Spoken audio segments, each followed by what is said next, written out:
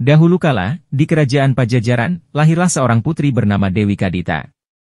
Ia adalah putri dari Prabu Siliwangi, raja yang terkenal bijaksana. Sejak kecil, Dewi Kadita tumbuh menjadi gadis yang sangat cantik, berparas lembut seperti rembulan. Namun, kecantikannya justru menimbulkan iri hati permaisuri baru raja. Sang permaisuri menginginkan anaknya sendiri sebagai pewaris tahta. Dengan hati yang dipenuhi dengki, ia menyusun rencana jahat untuk menyingkirkan Dewi Kadita dari istana. Permaisuri yang iri itu menemui seorang dukun sakti dan memintanya mengutuk Dewi Kadita. Pada suatu malam, tiba-tiba tubuh sang putri dipenuhi luka-luka menjijikkan, mengeluarkan bau busuk yang mengerikan. Orang-orang di istana ketakutan dan menganggapnya sebagai pertanda buruk. Prabu Siliwangi sangat bersedih melihat kondisi putrinya. Namun, para penasihat kerajaan mendesaknya untuk mengusir Dewi Kadita agar kerajaan tidak terkena bala.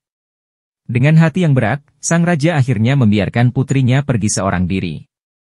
Dewi Kadita berjalan tanpa arah, menahan sakit dan kesedihan. Ia menyusuri hutan dan bukit, tanpa makanan maupun tempat beristirahat.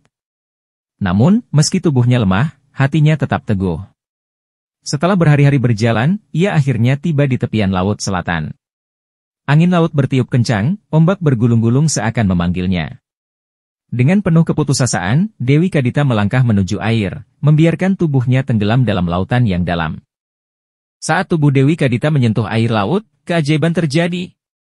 Luka-luka di tubuhnya menghilang, dan ia kembali menjadi gadis yang sangat cantik.